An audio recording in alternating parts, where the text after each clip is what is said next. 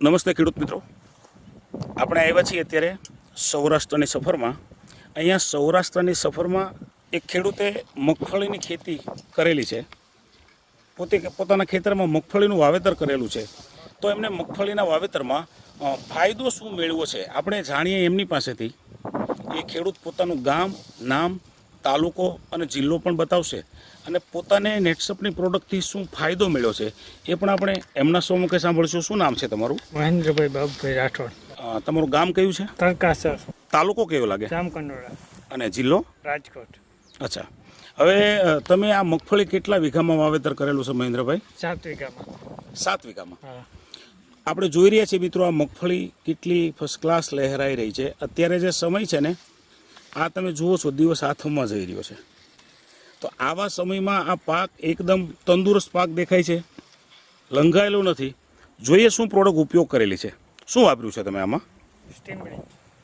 પહેલું સ્ટીમરીસનો શરૂઆત કરેલી છે. શું ઉપયોગ કરેલો છે? બીમાં સ્પટ મારેલો. બિયારણને પટ આપેલો છે. હા. શું ફાયદો થયો હતો પટ આપવાનો? ઉગાવવામાં ફાયદો થયો, રોકાતું નથી. બિયારણ રોકાતું નથી, તમામ ઉગી ગયું. બીજો ફાયદો?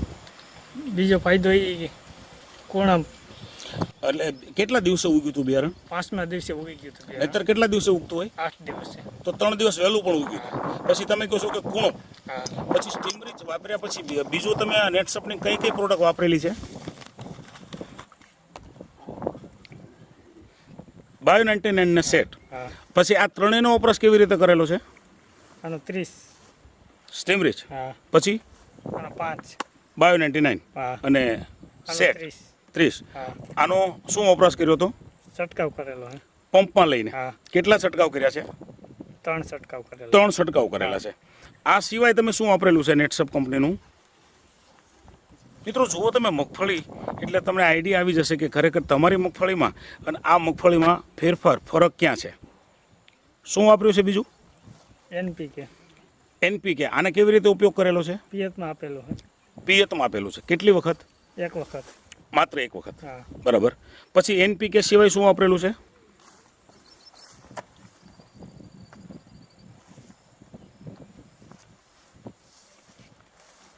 રેપઅપ હા. અને ઇન્ટેક. હા. કેટલું પંપમાં નાખેલું છે?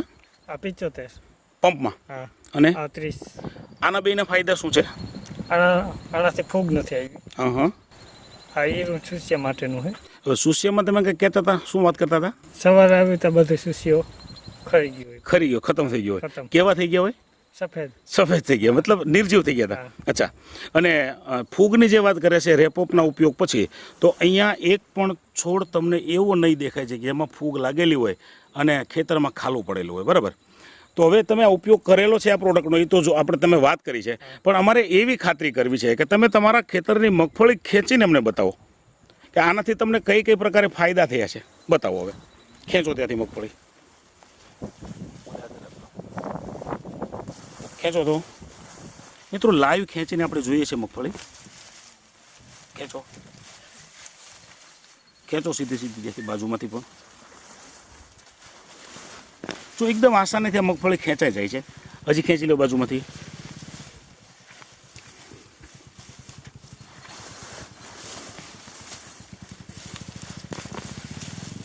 ખેંચો.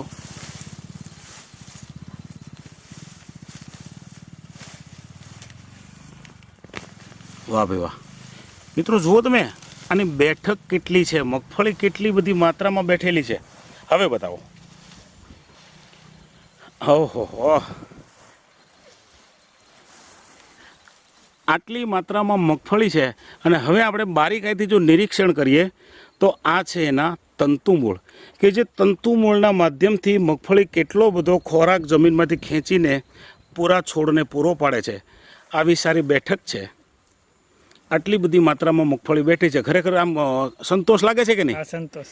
લાવો તો પહેલી મગફળી. હવે જુઓ મિત્રો, આ છે અહીંથી નજીકમાંથી ખેંચેલી મગફળી છે અને અભિહાલ અહીંયાથી ખેંચી. હવે કરો ભેગી એમને.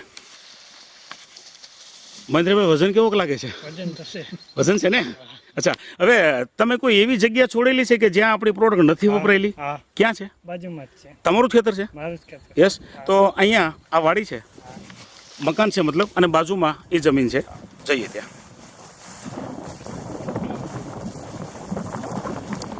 મિત્રો લાઈવ તમને બતાવી રહ્યા છીએ કે આ પ્રોડક્ટ વાપરવાના ફાયદા અને નહીં વાપરવાનું નુકસાન. તો જ તમને ખાતરી થશે કે ખરેખર ખેડૂતે પદ્ધતિ અને પ્રોડક્ટ બદલી છે અને એના ખેતરમાં એમણે પરિણામ મેળવ્યું છે કે નહીં. હવે ત્યાંથી ખેંચો મગફળી તમે. મિત્રો અહીંયા જોઈએ ને તો જમીન ફાટી ગઈ છે અને એ પણ મગફળી ખેંચે છે. જુઓ તમે, ખેંચો કેટલી ટાઈટ પડે છે. રોકાય છે ને. ઓકે, ખેંચો. હવે બતાવો મિત્રો, અહીંયા આપણે જોશું ને તો ફેરફાર ક્યાં લાગે છે કે પહેલાં તો અહીંયા મૂળ ઓછા છે, પહેલાંમાં મૂળ વધારે છે, પછી અહીંયા નાના નાના દાણા તમને વધારે જોવા મળે છે. હવે આના દાણા ફોલો તો તમારું શું નામ છે ભાઈ? વિપુલભાઈ. વિપુલભાઈ ને. હવે જોઈએ આપણે કે અહીંયા આ મગફળીની અંદર મોટાભાગે માલ કાચો રહી ગયો ને એવું લાગે છે.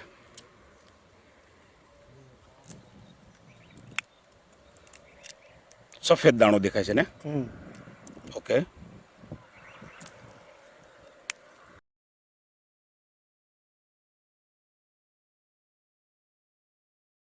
હવે વિપુલભાઈ હા, અહીંયાથી તમે ખેંચો તો મતલબ અહીંયાથી ફોલો તો દાણા.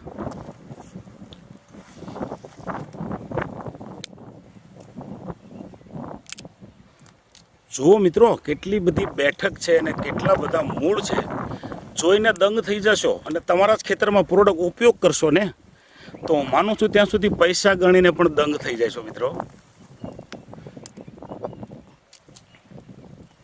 અહીંયા લાઈવ મગફળી ફોલાઈ રહી છે એટલે આહા મિત્રો, ખરેખર જો આ ટાઈપનું ઉત્પાદન મળે તો તમારી આવનારી પેઢીનું ભવિષ્ય ખેતીમાંથી જ બને કે નહીં આ વિચાર તમે કરજો.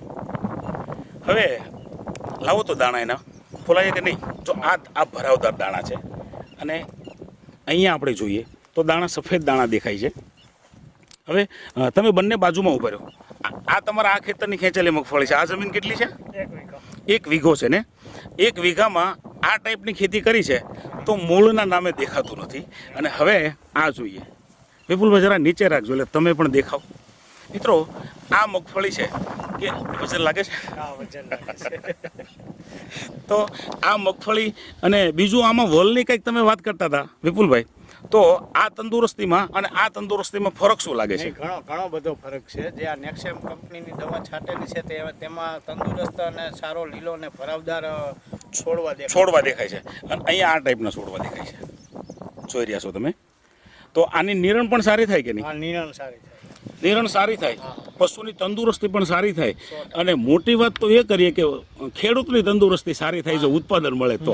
શું લાગે છે તમને? નાના 100%. તો બીજા ખેડૂતને આ સંદેશ આપણે આપવો જોઈએ કે નહીં? આપવો જોઈએ 100%. આપશો? હા, અચ્છા, તમને આ પરિણામથી સંતોષ છે કે નહીં? સંતોષ પૂરો? પૂરો. સરસ. તો તમે બંને મિત્રોએ જે જાણકારી આપી છે એ બદલ તમારા બંને મિત્રોનો ખૂબ ખૂબ આભાર.